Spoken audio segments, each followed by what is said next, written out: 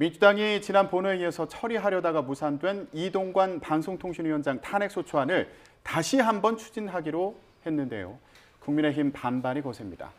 정치권에서는 또 건방지다, 어린 놈 이런 거친 비판에 이어서 싸가지론까지 불거졌습니다. 무슨 상황일까요? 이승환 전 대통령실 행정관, 여선웅 전 청와대 정책관과 함께 정치권 이슈 짚어보겠습니다. 안녕하십니까?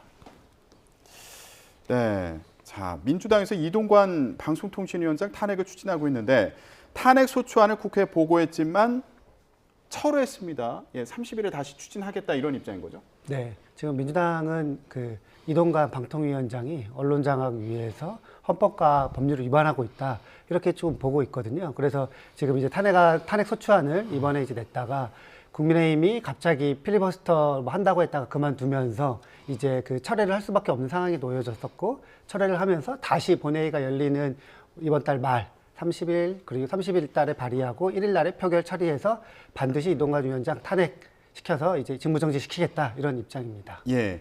국민의힘 같은 경우에는 이제 노란봉투법과 방송산법을 민주당이 처리하고 난 이후에 그냥 이거를 반발 없이 그냥 처리하도록 놔둔 거잖아요. 그러니까 애초에는 필리버스터를 해서 이게 본회의가 뭐 이틀 연속 이어지는 거 아니야 이렇게 예상했는데 전혀 뭐 역습이다 뭐 이렇게 얘기하기도 했는데 이틀 동안 이어지지 못하니까 결국에 탄핵 소추안 같은 경우는 처리하지 못하게 된 그런 상황입니다. 그런데 이거 다시 추진하는 게 안 된다. 이게 국민의힘 입장이잖아요. 지금 민주당의 심보는 가질 수 없다면 부셔버리겠다라고 하는 심보입니다. 지금 방송장악 우리가 못할 바에는 부셔버리겠다. 방통위는 협의체입니다. 총 5명의 위원으로 구성됩니다. 그런데 지금 이동관 위원장하고 부위원장하고 둘이 있습니다. 이동관 위원장의 발목을 잡아버리면 앞으로 있을 100수십 개의 방송 관련 기업과 방송사들의 재심이 다 물 건너가서 무허가 방송해야 되는 겁니다. 저는 민주당의 이 탄핵안 발의는 일단 이 탄핵안 자체가 명분이 없었고 탄핵안을 발의한 것은 전략이 없었고 그리고 이것을 철회한 것은 염치가 없고 그리고 재발의한 것은 막무가내다 이렇게 생각합니다. 이동관 위원장이 뭐 수천억대 이익 사업에 연루가 됐습니까? 음주운전 했습니까? 형님을 정신병원에 강제 입원시켰습니까? 아니면 돈 봉투 받았습니까? 왜 이렇게 명분 없는 싸움을 하려고 하는지 국민들께서 이해하기가 어려우실 것 같아요.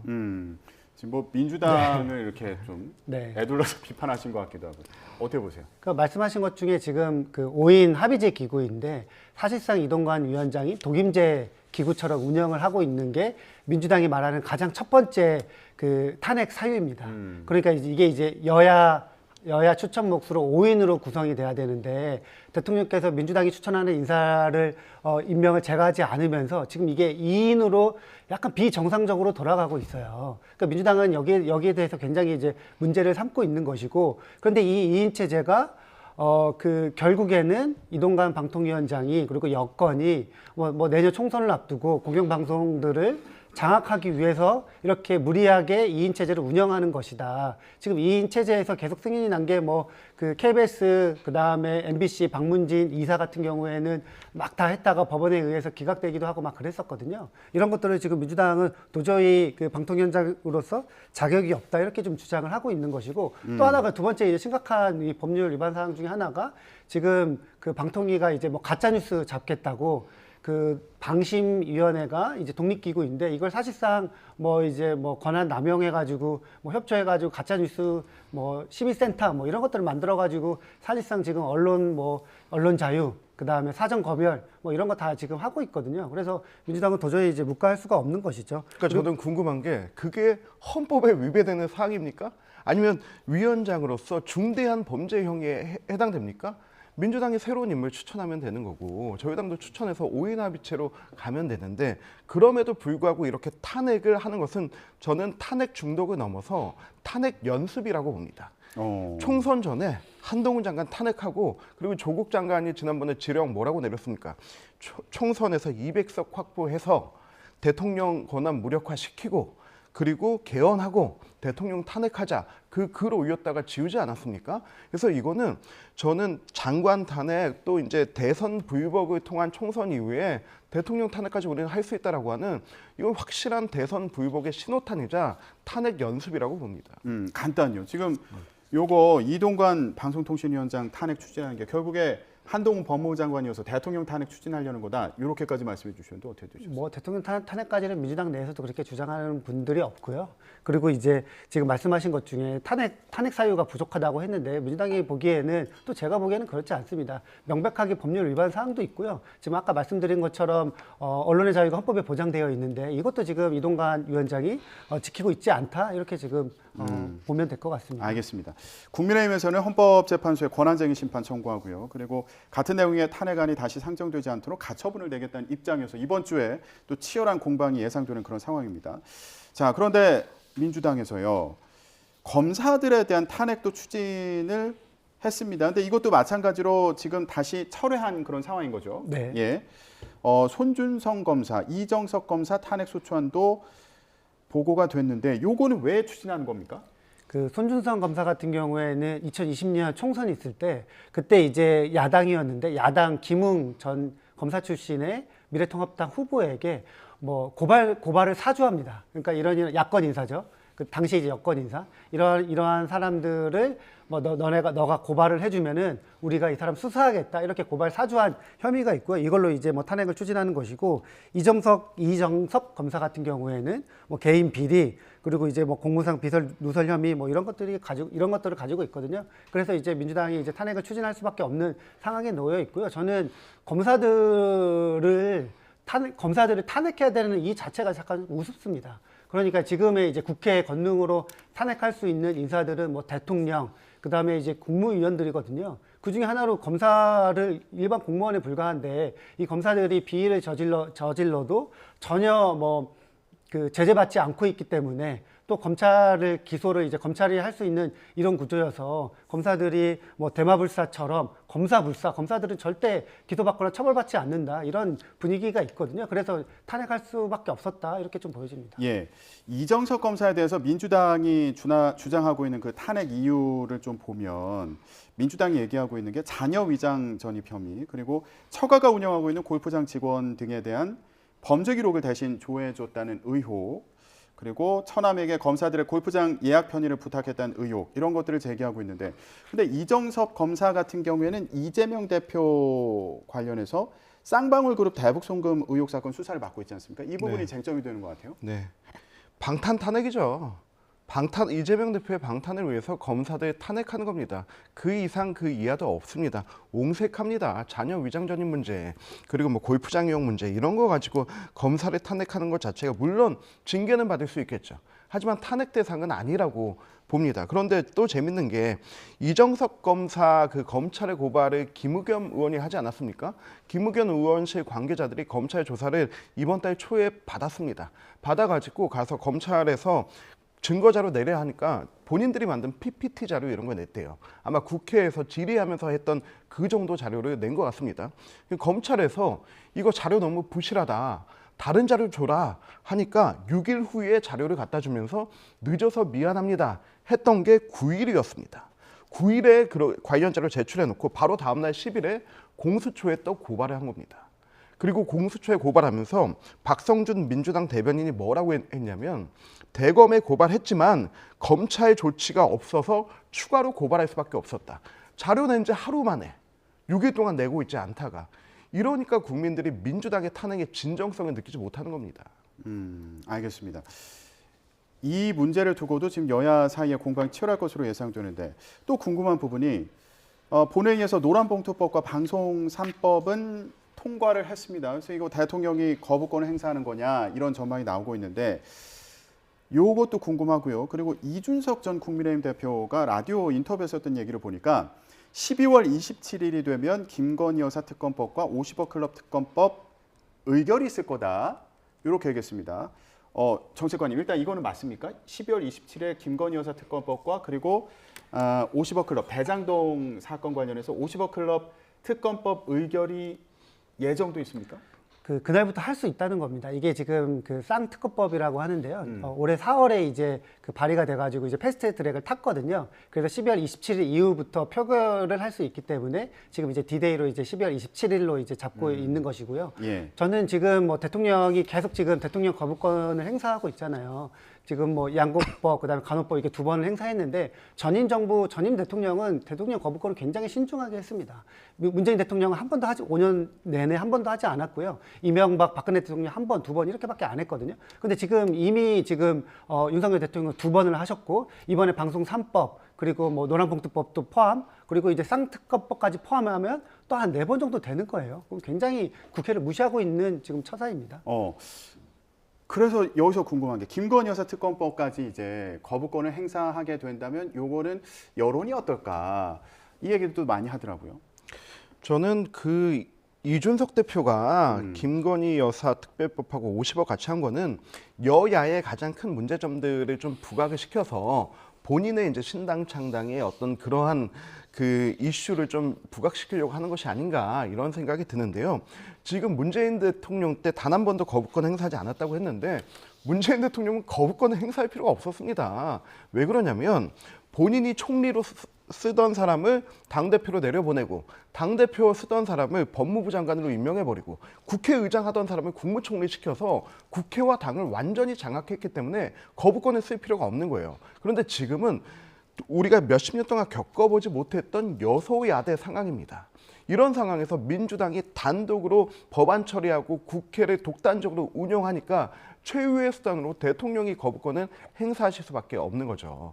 저는 이런 부분에 있어서 그 민주당이 총선 이슈를 위해서 내보내는 것들 이런 부분들에 대해서는 대통령 거부권 뭐 안타깝지만 사용할 수밖에 없다고 생각합니다. 뭐 한 가지 말씀드릴 게 예. 지금 말씀하신 부분은 그 문재인 대통령의 재임 기간 딱 2년밖에 해당되지 않습니다. 2017년, 18년, 19년, 20년 총선 전까지는 뭐 민주당이 지금 말하는 180석 거대 의석을 가지고 있지 않았거든요. 어쨌든 그때도 국회 합의 뭐 이런 거 굉장히 존중을 했습니다. 알겠습니다. 그런데 지금 말씀하신 것 중에 네. 12월 27일에 김건희 여사 특검법과 50억 클럽 특검법 이거 거부하냐 요게 중요하다고 이준석 전 대표가 얘기한 건 요거를 지금 꺼낼 얘기가 아닌데 벌써부터 이 얘기를 하는 건 이준석 전 대표가 본인 신당 창당의 어떤 당위성을 강조하기 위한 거 아니냐 이렇게 네. 해석해 주셨거든요. 무슨 얘기입니까? 이준석 대표가 계속 12월의 어느 날이라고 얘기했어요. 그러니까 이제 주위에 많이 관심 갖던 분들이 이준석 대표가 12년 전에 비대위원 임명되던 날이 12월 27일이어서 그 상징성을 얘기하는 거 아니냐 이런 얘기를 했었는데 2011년 12월 27일 네네. 그날 첫 비대위 회의가 있었죠. 그죠. 그래서 그 상징성이 아니냐 얘기를 했었는데 저는 좀 다르게 생각했어요. 4년 전 12월에 무슨 일이 있었냐면 예. 12월 23일에 선거법 합의가 됐습니다. 이때 비례대표 의석을 몇 석으로 할 거냐, 이 중에서 연동을 몇 석으로 하고 준연동을 몇 석으로 할 거냐, 47석 중에서 30석은 하고 나머지는 뭐 캡을 씌운다. 이러한 것들이 합의가 됐거든요.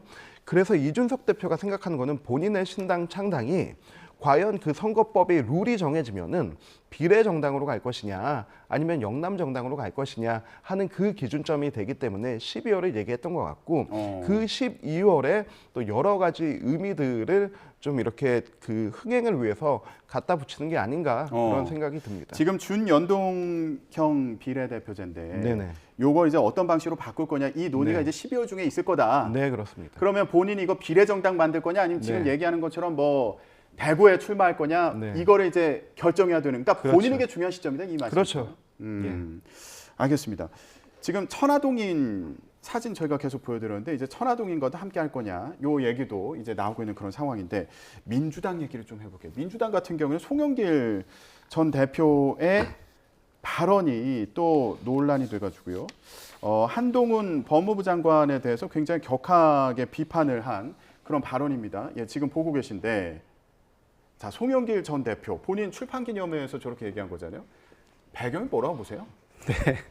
뭐 지금 좀 말씀드리기가 송영길 전 대표가 민주당 뭐 전직 대표거든요. 지금 그리고 또 돈봉투 사건 이런 것 때문에 민주당을 탈당했습니다. 지금 무소속 신분이고요. 본인이 근데 사실은 예전에 서울시장 출마하면서 내년 총선 불출마 선언했거든요. 사실상 정계 은퇴로 봐야 돼서 그렇게 뭐 관심을 가질 필요가 있나 뭐 이런 생각이 조금 들고요. 저런 발언도 민주당에서 굳이 관심 가질 필요 없다. 정치권에서 관심 가질 필요 없다고 봅니다. 어쨌든 사실상 정계 은퇴하신 분이잖아요. 총선 출마 안 하겠다고 하셨으니까. 그래서 그렇게 이제 관심을 가질 필요는 없다 이렇게 생각을 하고 저는 뭐 지금 이제 한동훈 장관이 또 이제 맞불 성격으로 뭔가 입장문을 냈잖아요. 그렇죠. 거기에 대해서 조금 한마디 하고 싶은 게 아니 법무부 장관이 그렇게 조금 한가한가 아니 지금 민주당의 국회의원들 야당 인사들이 하는 말을 족족 다 코멘트를 다 달고 있거든요. 이거 너무 좀 과하다는 좀 생각이 듭니다. 그러면서 민주당 고민정 의원이 이제 뭐 간종이라는 이런 말을 해서 거기에 대해서 입장을 내면서 자기 모욕한 거다, 비하한 거다 이런 이야기를 했는데 사실 간종의 원조는 김기현 당대표거든요. 김기현 당대표가 이재명 대표를 향해서 간종 DNA가 있다. 문재인 대통령을 향해서는 간종 역할 그만둬라. 약간 이런 말씀 많이 하셨어요. 그러면 자기 자당의 어쨌든 여당 당대표 비판한 거 아닌가 뭐 이런 생각도 들고요. 예. 저는 한동훈 장관 그만 좀 일 좀 했으면 좋겠습니다. 네. 어떻게 되셨습니까?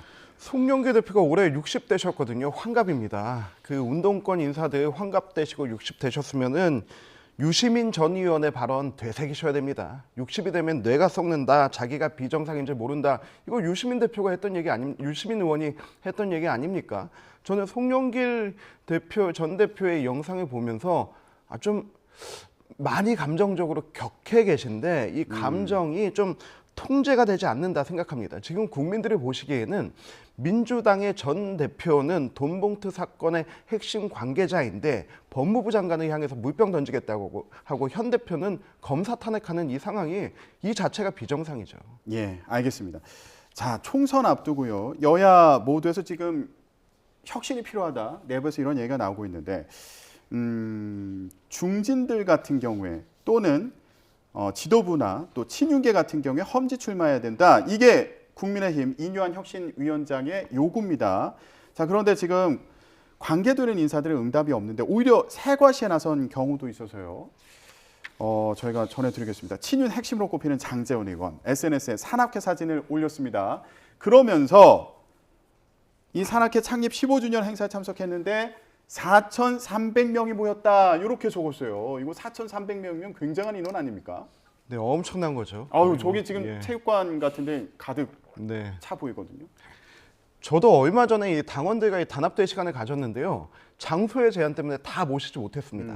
만약에 장소의 제한이 아니었다면은 저도 뭐 엄청나게 오셨을 것 같은데 저기는 또 그 산악회 15주년이지 않습니까? 대한민국은 원래 5년 단위로 크게 기념하는 행사이기 때문에 그런 부분이 있었는데 저도 저 행사가 있다는 거 보고 저 정도면 장제원 의원이 국회의원을 넘어서 더 큰 꿈을 꾸셔도 되지 않을까. 그런데 그러기 위해선 예. 우리 더 큰 정치 나가시는 분들은 자기 희생과 헌신이 있었는데 좀 그런 부분도 앞으로 보여주시지 않을까 하는 생각을 좀 해봤습니다. 예. 저렇게 새 과시하는 게 그러니까 지금 이뉴한 혁신위원장 같은 경우는 이제 험지 출마하라는 요구를 하고 있지만 아니다, 나 지역에서 이렇게 잘하고 있다. 요거를 오히려 보여주는 거다. 이런 해석들도 있어서요. 네, 저 이승환 행정관이 지금 굉장히 뼈 있는 말을 했는데요. 뭐 주목을 그 장제원 의원이 오늘 저 발언을 굉장히 유심하게 한번 곰곰이 생각해봐야 될 것 같습니다. 그러니까 뭐 칭찬해주면서 지금 뭐 큰 꿈 꿔라 이러면서 헌신하라고 하셨잖아요. 저는 최근에 그 국민의힘 내에서 지금 권성동, 장제원 그리고 그 주호영 의원들이 나 무조건 출마하겠다 이런 이야기 하시고 계시잖아요. 전 이걸 보면서 약간 그 윤핵관발 좀 레임덕이 일어나고 있는 게 아닌가. 중진 험지 출마를 하고 있는데 지역에서 지금 새가시 하고 있고 대통령의 영이 잘 들어서지 않는다. 이렇게 좀 생각이 들더라고요. 그러면 민주당은 어떤지 보겠습니다. 이재명 대표에 대해서 이거 험지 나가야 되는 거 아니냐 이런 요구가 있는데 이재명 대표도 그럴 생각은 없어 보입니다. 제가 유튜브를 좀 봤더니 저런 사진을 올렸더라고요. 예, 염색도 하고 동네 한 바퀴도 돌았습니다. 아니 요즘 들어서 부쩍 이렇게 지역구 일정을 많이 이렇게 좀 공유하는 분들이 계신 것 같아요. 네. 예, 어떻게 봐야 됩니까? 뭐 이재명 대표도 지금 한 명이 이제 국회의원이지 않습니까? 그리고 지금 뭐 이재명 대표는 0.5선이잖아요. 보궐로 당선이 돼서. 그래서 뭐 지역구 활동, 국회의원으로서 지역구 활동 열심히 하고 계시는 것 같다. 이렇게 좀 생각이 듭니다. 네. 별로 의미를 부여하지 않으시는 것 같네요. 애써 어떻게 보셨어요? 저는 저 모습 보면서 그 송영길 대표가 되게 비정상적인 막 이렇게 분노를 표출한 게 저런 것도 요인이 되지 않았을까. 저게 원래 송영길 전 대표 지역구 아닙니까? 그렇죠. 본인 나와도 되는 곳에 뭐 저렇게 본인은 지금 이렇게 처참한 상황에 있는데 이재명 대표 저렇게 다니는 거 보면서 마음이 어떨까 하는 생각이 들었습니다. 예, 이재명 대표도 험지 출마할 생각이 없는 거 아니냐, 이제 저런 활동을 보면서 그렇게 해석하는 얘기도 나오는데 앞으로 정치권 이슈 계속 짚어보도록 하겠습니다. 이승환 전 대통령실 행정관, 또 여선웅 전 청와대 정책관과 함께 얘기 나눠봤습니다. 말씀 고맙습니다.